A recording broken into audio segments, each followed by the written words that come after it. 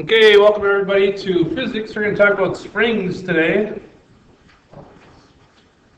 Okay, and in our physics class here, we're going to talk about the perfect spring. And the perfect spring is going to have the same action for every incremental displacement from equilibrium. So if I look at a spring here, and this is where it is without any force applied to it, we would say that at this point the spring would be in equilibrium. Okay, so that'd be like the starting position.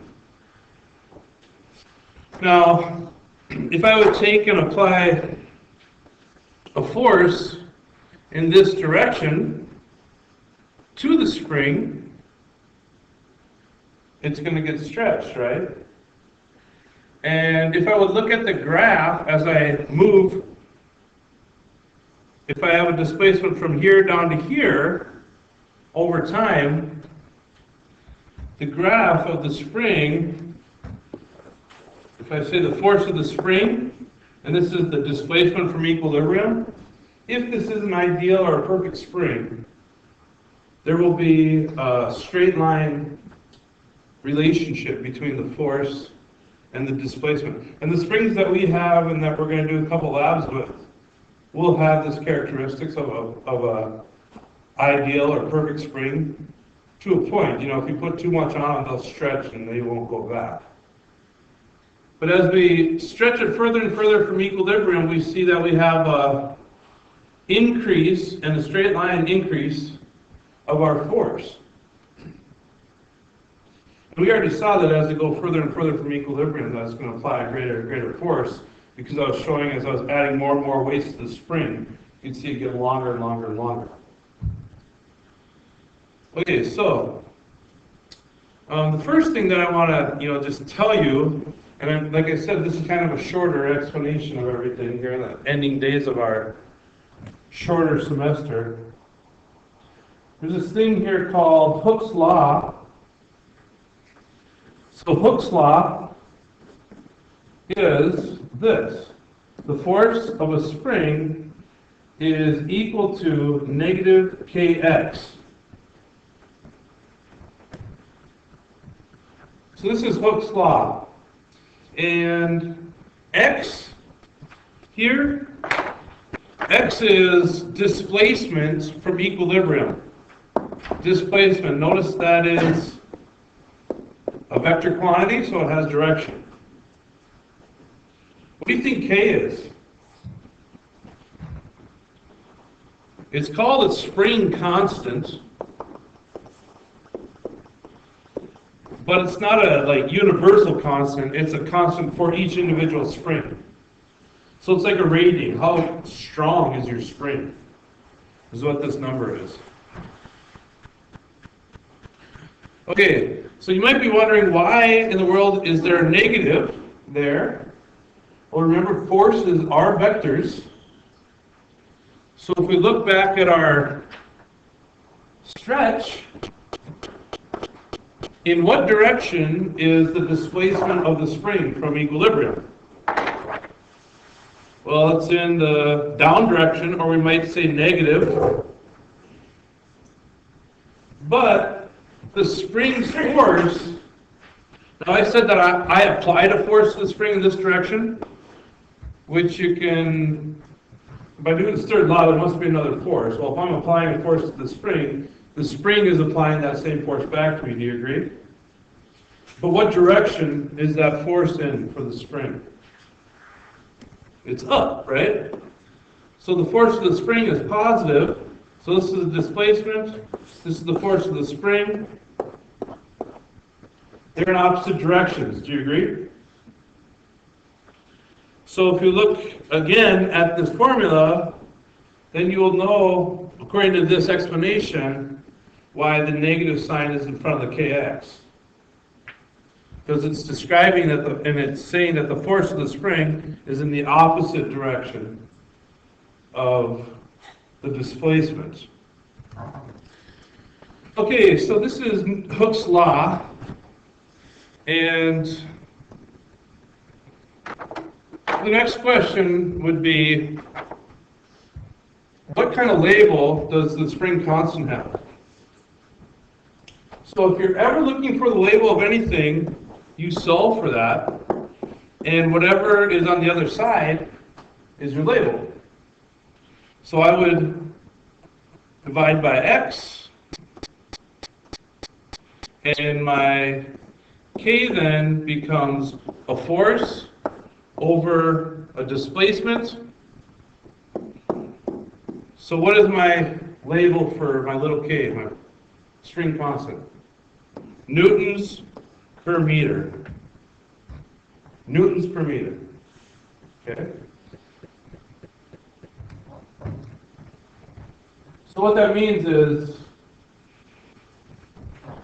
if I have this spring and my x is 2 meters that I displace it from equilibrium, and I have a spring constant of 250 newtons per meter, how much force would my spring be applying to whatever is stretching it at that 2 meter distance? Well, it'd be 500 newtons, because every meter it applies 250 more newtons as it's being stretched. Okay, so the next question is, can a spring change energy? We saw it, right? Because if I push in a dart gun on a spring and I shoot the dart gun, the dart goes flying. So we know that it picked up some kinetic energy from the spring, right? So let's look at our new energy equation and see how that fits into a spring. We say that the change in energy is defined by what? Work, right? So we said work is a force put on an object parallel to the displacement of the object. Okay? So let's look at the force of a spring. Well, the work of a spring is kx would be the force. We're going to drop the negative here because energy isn't negative. There's no scalar. And we can take away energy, but it's just put into something else, so there's no negative energy. Do you agree that the force that a spring puts on an object would be a kx? It would be, right? According to the definition we just had. Well, let's look at this graph again here. Oops.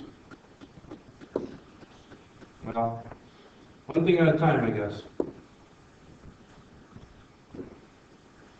We're going to look at this graph. And what do we see? There's a changing force here. You agree? So if I stretch this thing to a maximum x, so if I look out here, this is my maximum x. I have a force at that x that would be equal to a number out here. Do you agree? And that would be at the maximum x. So if we look at the spring, let's say that this here is equilibrium at this point, and I stretch that spring a maximum x. By looking at this force right here, that would be the force that the spring puts on at this point. Do you agree? But if I release that spring, the spring is going to go back to equilibrium. And so it's going to move, upon release, back to equilibrium. So what happens to the force? Does it stay the same the whole amount of time? Does it get bigger? Does it get smaller as it goes back to equilibrium? It gets smaller, right? And in fact, it gets smaller by a straight line relationship to the displacement from equilibrium. It's getting smaller and smaller and smaller. To the point that at equilibrium, what will the force be at equilibrium? 0, right? So force at equilibrium is going to equal 0. Force of the spring at this total displacement is going to be the max force that the spring puts on. So, instead of looking at this formula as just a flat-out force, since it's not constant, we should look at this formula as an average force. Does that make sense for my work? So the work would be an average force applied over displacements. So any bright young mathematical minds, can you describe what the average force would be in this situation? Okay, that's some really great ideas, and I think it sounds right. Since this up here is the force max, and this here is the force minimum, and it's a straight line situation, then right here would be that average force, right?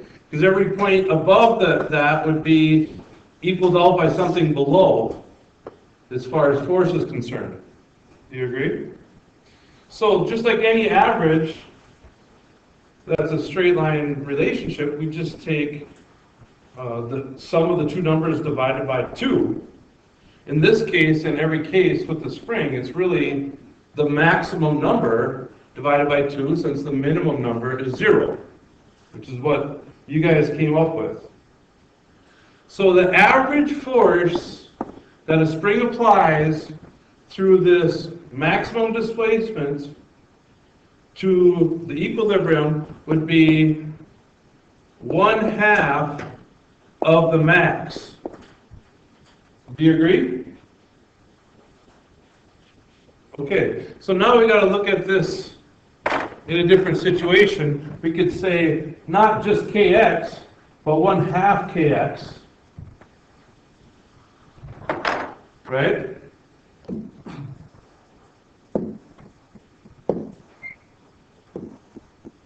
Okay.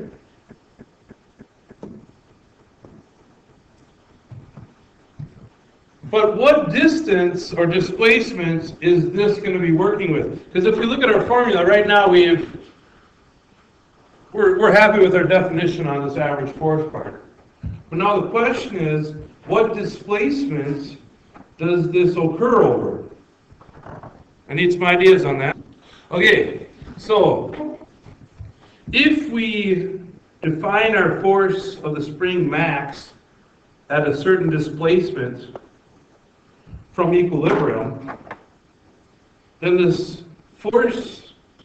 average force is going to occur as the spring moves from maximum displacement until it hits equilibrium, because at equilibrium is when we get the 0 point on our graph.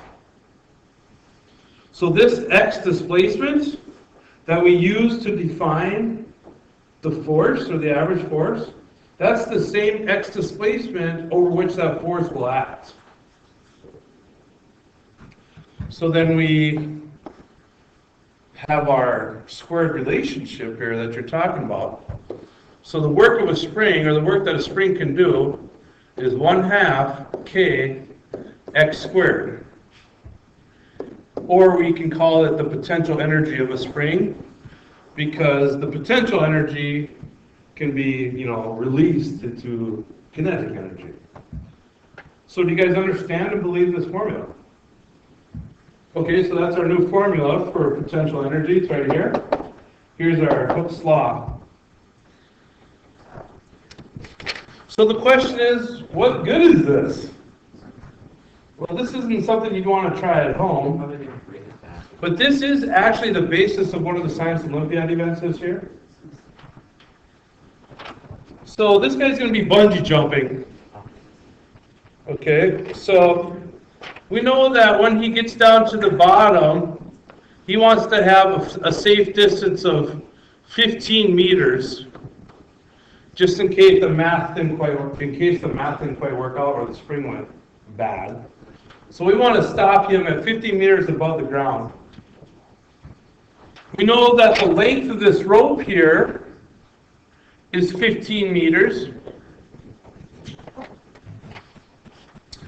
So we're trying to figure out how high this guy can jump from in order to be safe. But, the thing is with bungee jumping, if you don't get somewhat close to the ground, it's not as fun, right? So we want to hit this 15-meter mark. So the question is, what is this displacement right there?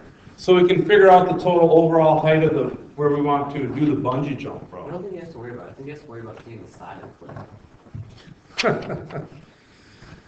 Yeah, the side of the cliff is a little scary here, you're right. But we'll just neglect that at this point. So if you think about this, when he jumps off the cliff, he's going to have, up here he has a potential due to gravity. Do you agree? And from here all the way down to here, he has a changing kinetic energy where he gets faster and then slower. Well, he gets faster and then slower, right? And then, down here would be a potential energy equal to 0 of gravity. But what happens with bungee jumpers?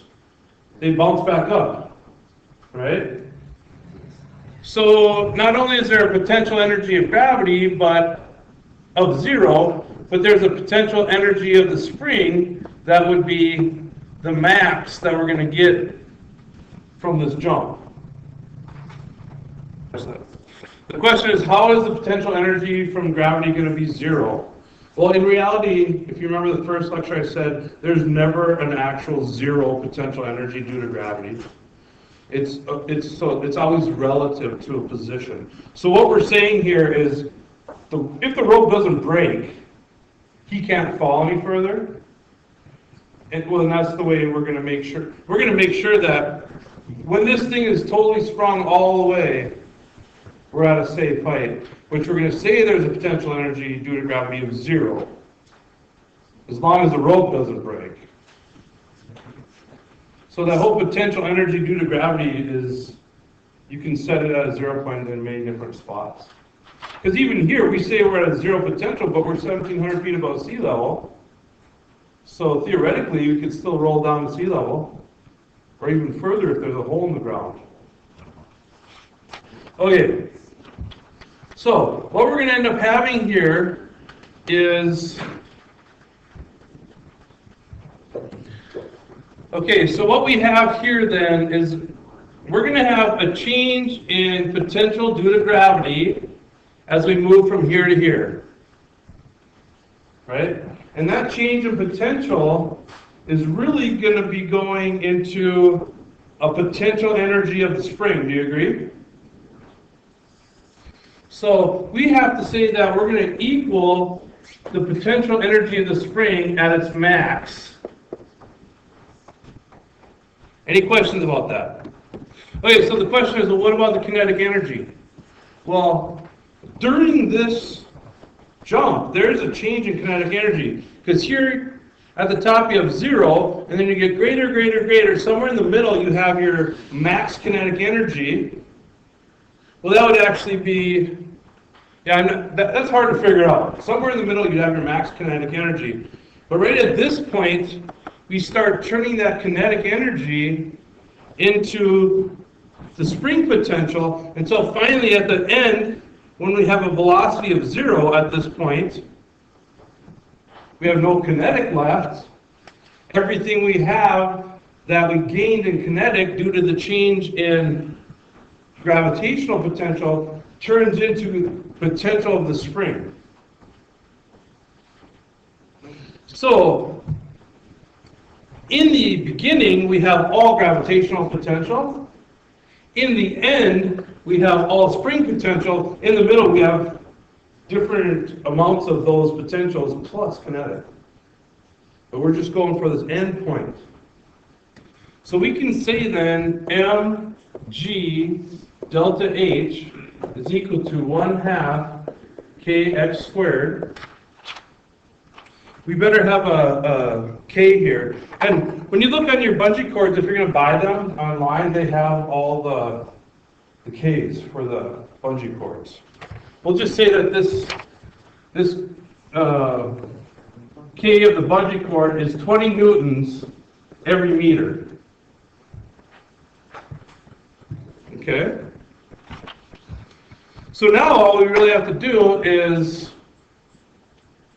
well, if we look at this variable right here, this x, that's going to be, since the rope is 15 meters long, this x is going to be the amount of displacement of the bungee cord and the amount of displacement that the bungee cord will work over. So really that's what we're looking for.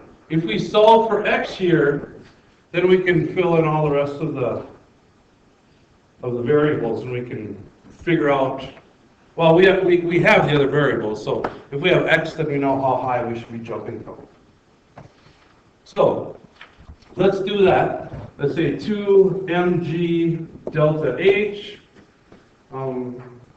divided by k, and take the square root of that, and then we'll have our x. So there's our formula for our x. Do you agree?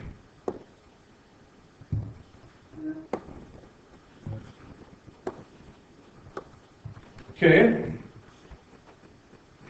I guess we didn't say how big this person was. Let's say, pretty big person, 100 kilograms. Okay. So, fill in our variables. It's going to be 2 times 100 kilograms times 10, although in a real bungee cord you're going to want to use whatever the given value of little g is at that place.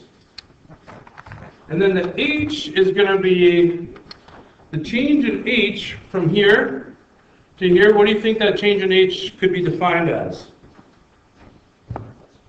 X plus 15. Do you agree? And divide all that by our 20, and then we'll have our x displacement. Okay, and so you will have to use the quadratic equation to solve for this. So, but this is the final formula where you just give it to your mathematicians and they say, okay, this is what your safe height is. And I'll ask you to do this and use the quadratic equation. Okay, any questions on this? The main idea here for this chapter is all these energies are interchangeable. You just have to track them and follow them to know what types of energies you have at certain points. Hopefully this helps.